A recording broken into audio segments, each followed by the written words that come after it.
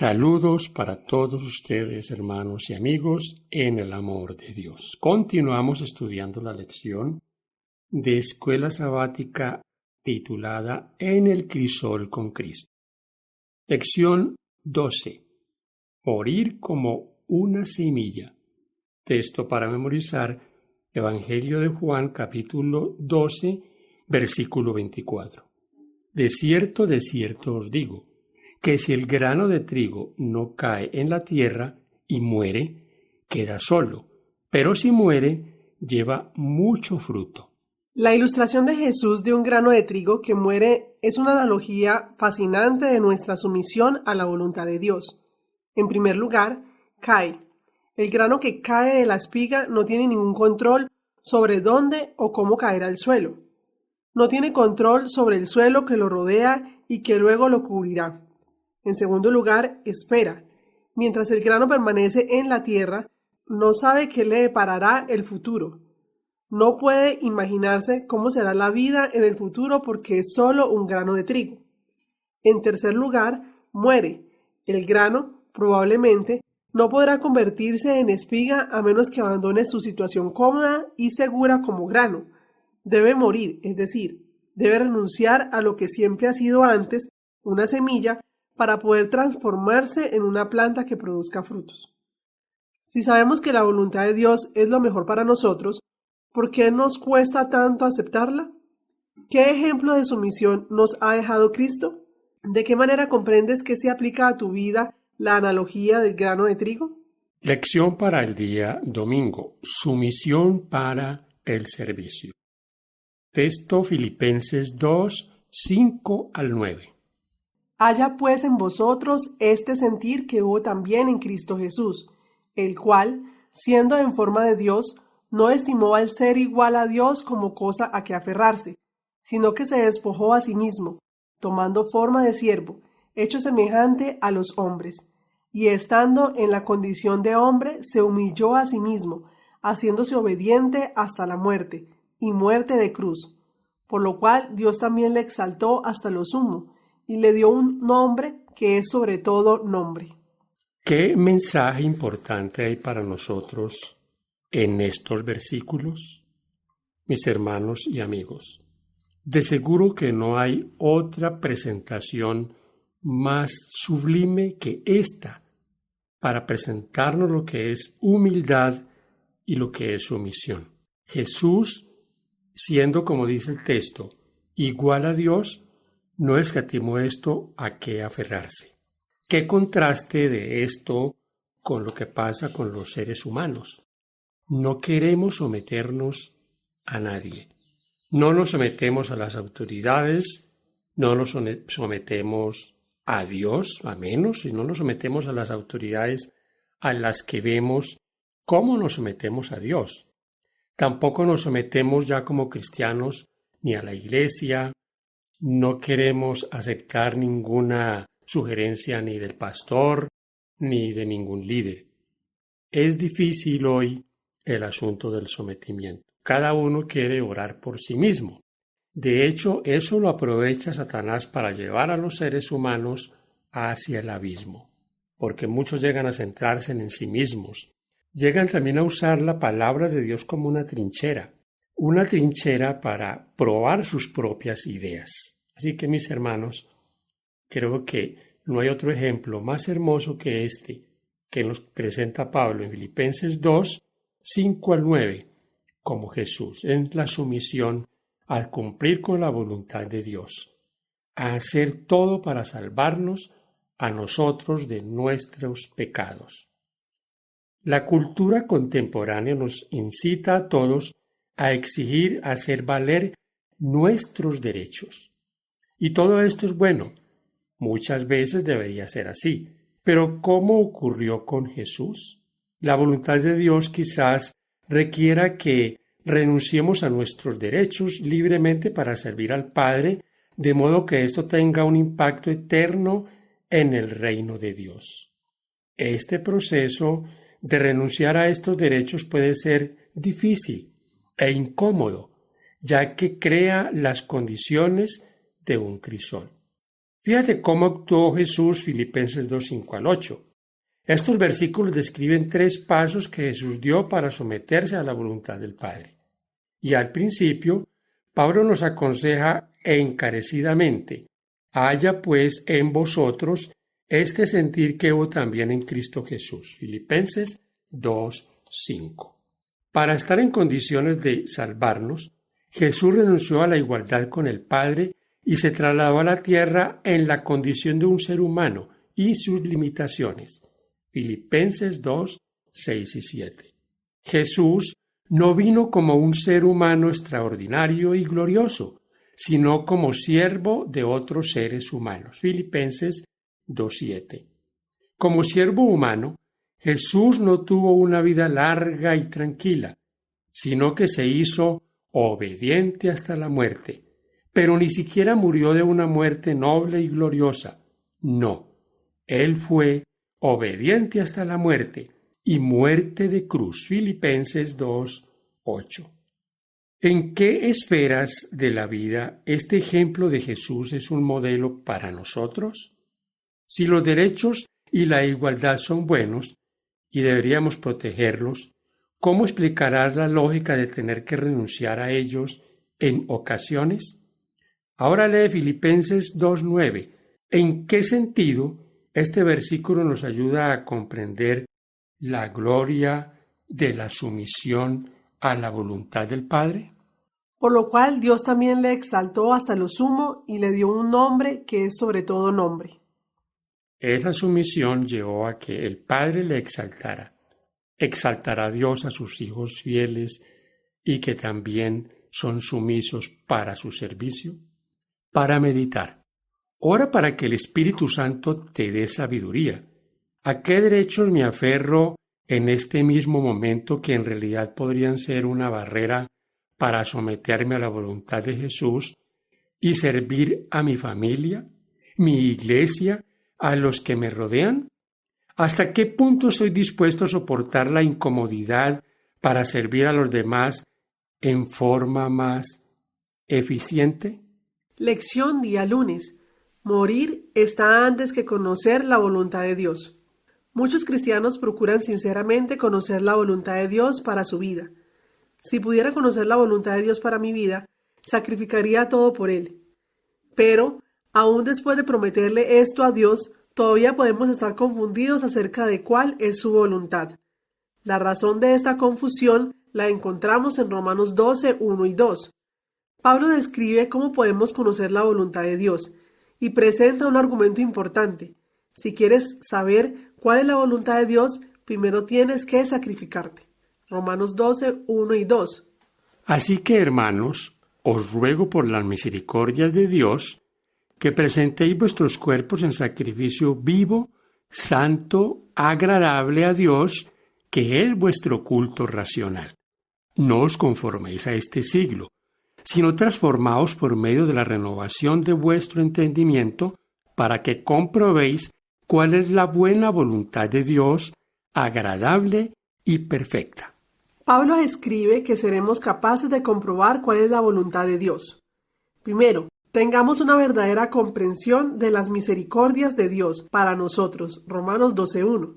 Segundo, nos ofrezcamos como sacrificio vivo a Dios. Romanos 12:1. Tercero, nuestra mente se renueve. Solo la mente verdaderamente renovada puede comprender la voluntad de Dios, pero esta renovación depende primero de nuestra muerte a nosotros mismos. No fue suficiente que Cristo simplemente sufriera por nosotros, tenía que morir. Pide al Espíritu Santo que te muestre en qué aspecto no estás completamente muerto, a qué cosas necesitas renunciar a fin de llegar a ser un sacrificio vivo para Dios. Cuando algunos aspectos de nuestra vida todavía no murieron al yo completamente, Dios permite que los crisoles nos llamen la atención. Sin embargo, el sufrimiento no solo nos ayuda a enfrentar nuestro pecado, sino también nos da una idea de cómo Jesús se entregó a sí mismo por nosotros. Elisabeth Elliot escribe: la entrega de los anhelos más caros a nuestro corazón es quizá lo que más se aproxime al concepto de la cruz. Nuestra propia experiencia de crucifixión, aunque inconmensurablemente menor que la de nuestro Salvador, nos brinda una oportunidad de empezar a conocerlo, al acompañarlo en sus sufrimientos, en todas las formas de nuestro sufrimiento.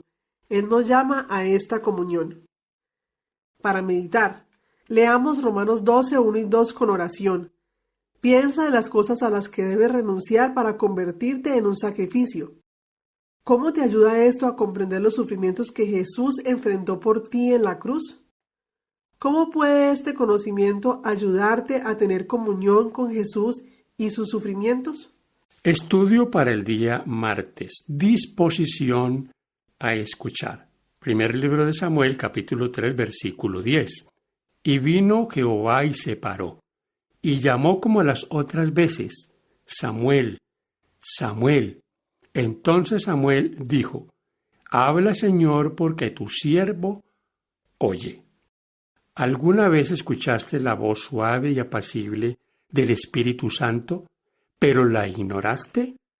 Por ende, todo salió mal, y luego pensaste para tus adentros, ¿por qué no escuché? Primera de Samuel describe la historia de un anciano y sus 2 hijos malvados que no escucharon a Dios, y de un niño que sí oyó. Aunque recibieron fuertes advertencias de parte de Dios, los que debían cambiar de conducta no lo hicieron. Lee la historia de primer libro de Samuel 2:12 a 3:18. ¿Qué contraste se evidencia aquí entre los que escuchan a Dios y los que no?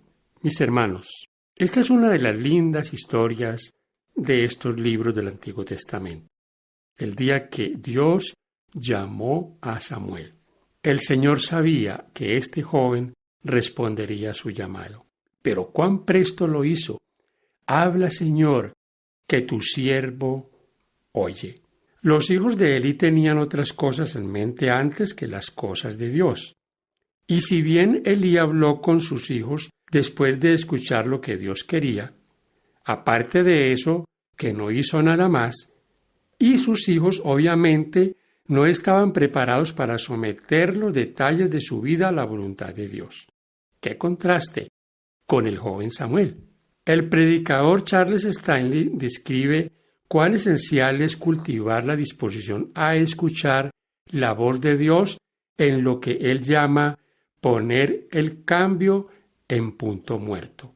Dice, el Espíritu Santo no habla por el simple hecho de transmitir información, habla para obtener una respuesta y sabe cuándo nuestra agenda acapara tanto nuestra atención que es una pérdida de tiempo, sugiere algo que la contradiga. En estos casos, a menudo guarda silencio. Él espera hasta que pongamos el cambio en punto muerto para escuchar y finalmente obedecer. Meditemos. ¿Qué crees que quiere decir Stanley con poner el cambio en punto muerto? Cuando piensas en tu disposición a escuchar a Dios, ¿qué cosas a menudo te impiden poner el cambio en punto muerto para escuchar y finalmente obedecer? ¿Qué necesitas hacer en tu vida para cultivar esa disposición a escuchar la voz de Dios y decidir ser obediente a sus indicaciones? ¿Qué tan dispuestos estamos a hacer la voluntad de Dios?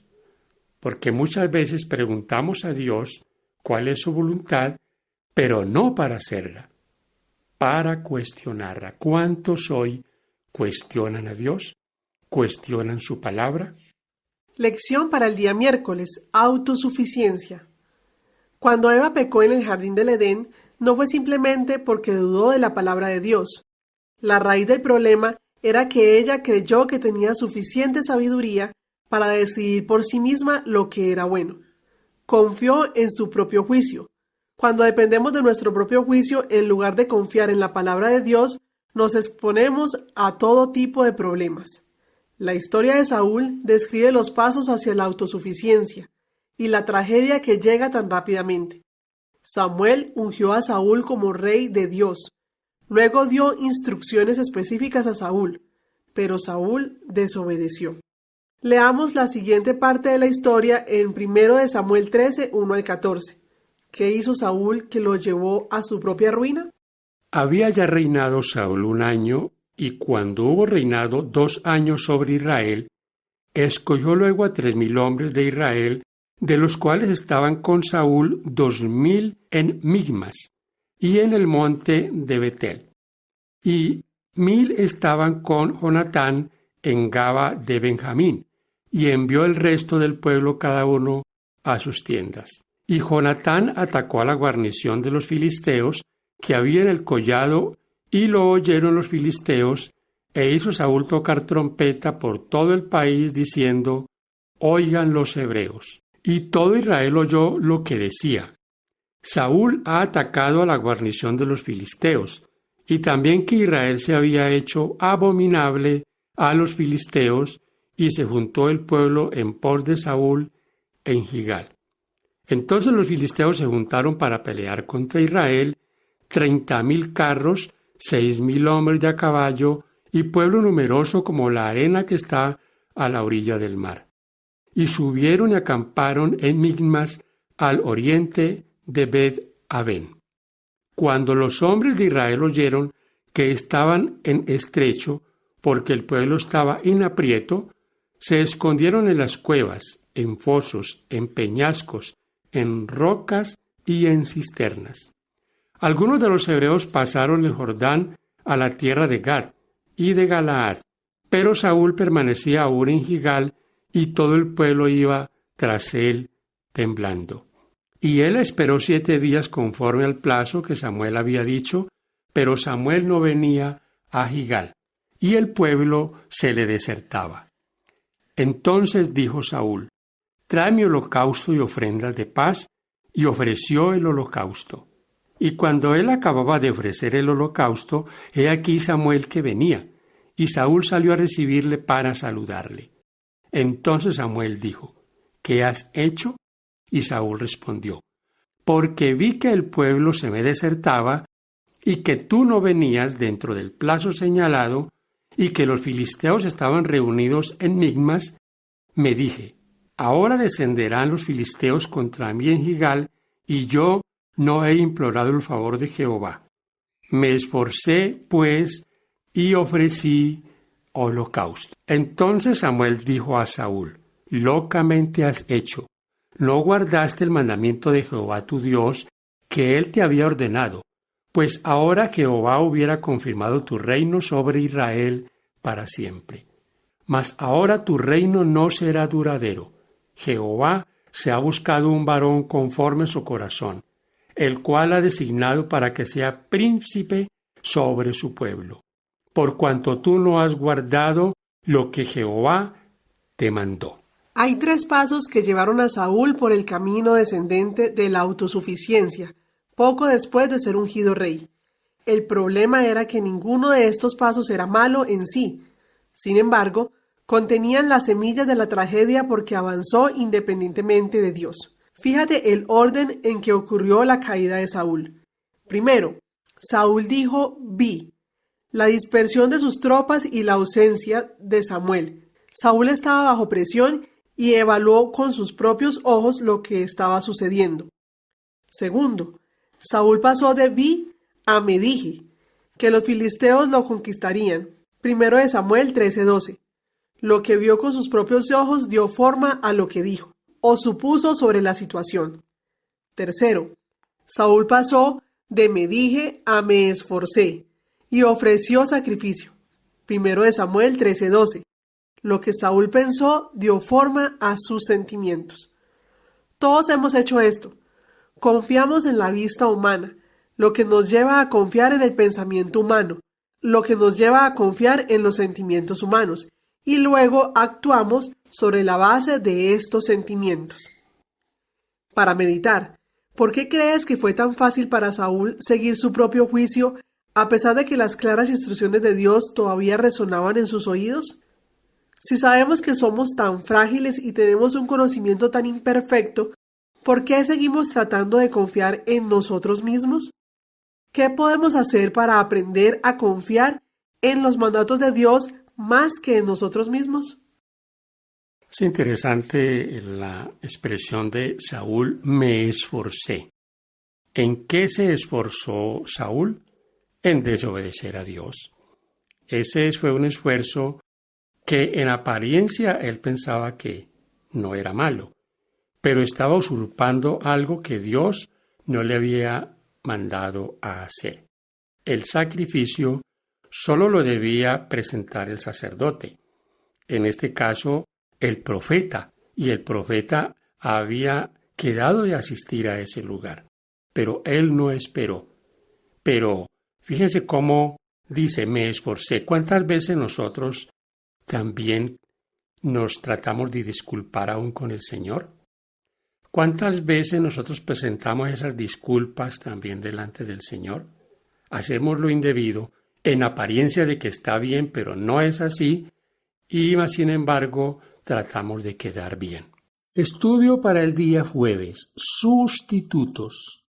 Como vimos en el estudio anterior, la sumisión a la voluntad de Dios puede ser socavada cuando dependemos de nuestra propia fuerza. También es posible confiar en otros sustitutos de Dios. Cuando algunos se sienten deprimidos, salen a comprar algo que les haga felices. Cuando algunos se sienten incompetentes, persiguen la fama. Cuando otros tienen dificultades con su cónyuge, buscan otra persona que les dé intimidad y excitación. Muchas de las cosas que usamos pueden aliviar la presión, pero no necesariamente resuelven el problema, ni nos enseñan a manejar mejor la situación la próxima vez. Solo la ayuda sobrenatural de Dios puede hacer eso. El problema es que muchas veces dependemos de sustitutos de Dios en lugar de depender de Dios mismo. Es probable que usemos estos tres sustitutos en lugar de Dios. 1. Utilizar la lógica humana o la experiencia pasada, cuando lo que necesitamos es una nueva revelación divina. 2. Bloquear los problemas de nuestra mente cuando lo que necesitamos son soluciones divinas. Y 3. Escapar de la realidad y esquivar a Dios cuando lo que necesitamos es tener comunión con Dios para recibir poder divino. Zacarías nos ayuda a concentrarnos en lo que realmente importa cuando nos vemos tentados a utilizar sustitutos. Después de muchos años a la distancia, los exiliados finalmente regresaron de Babilonia e inmediatamente comenzaron a reconstruir el templo. Pero hay una increíble cantidad de resistencia a esto. Algo de contexto se puede encontrar en Esdras 4:6. Por eso Zacarías se acercó con este mensaje de ánimo a Zorobabel, quien estaba dirigiendo la obra. Zacarías 4:6.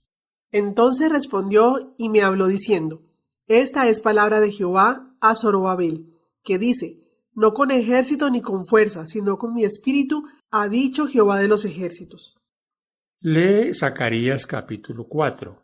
¿Cómo podría el Espíritu Santo afectar la finalización de un proyecto de construcción? ¿Qué nos enseña esto sobre la relación entre el Espíritu Santo y las cosas prácticas que hacemos? Dios no impidió que hubiese oposición al templo ni salvó a Zorobabel del estrés de hacerle frente. Y Dios no siempre nos protegerá de los adversarios, pero cuando llegue la adversidad, Dios puede usarla como un crisol para enseñarnos a depender de Él. Meditemos en el siguiente pensamiento. Cuando estés estresado, ¿cuál es tu primera reacción? ¿Comer, mirar televisión, orar, entregarte a Dios? Tu respuesta, ¿qué te dice sobre ti mismo y las cosas que necesitas aprender o cambiar? La sumisión a la voluntad de Dios se da cuando morimos a nuestros deseos y ambiciones. Esto abre el camino para un verdadero servicio a los demás. No podemos vivir para Dios sin transformarnos en un sacrificio vivo y vivir constantemente dispuestos a escuchar la voz de Dios. Para que verdaderamente podamos someter nuestra voluntad a la voluntad de nuestro Padre, debemos reconocer los peligros de confiar en nosotros mismos y en los sustitutos de la palabra y el poder de Dios. Como la sumisión a la voluntad de Dios es la base de una vida semejante a la de Cristo, Dios puede permitir que los crisoles nos enseñen a depender de Él. La negligencia de Elí se presenta claramente delante de cada padre y madre de la tierra, como resultado de su afecto no sacrificado o de su falta de disposición para realizar un deber desagradable. Recogió una cosecha de iniquidad en sus hijos perversos. Tanto el padre que permitió la impiedad como los hijos que la practicaron fueron culpables delante de Dios. Y el Altísimo no aceptaba ni sacrificios ni ofrendas por sus transgresiones. Conducción del niño, página 259. Para meditar. La muerte es un elemento fascinante en todas las religiones. En el cristianismo bíblico, la muerte tiene dos connotaciones. Por un lado, la muerte es el resultado y el castigo por el pecado. Por el otro lado, nuestra vida con Dios comienza con la muerte al pecado. Solo cuando experimentamos esta muerte al pecado, podemos disfrutar plenamente de la vida en el reino de Dios. La muerte al pecado nos lleva a vencer y enfrentar la muerte definitiva, que es el resultado del pecado. Pero ambos eventos son posibles debido a la muerte de Cristo en nuestro lugar. Agradecemos al Señor, mis hermanos y amigos, por acompañarnos ustedes hasta este punto. Que Dios te bendiga y gracias por compartir el mensaje de la palabra de Dios.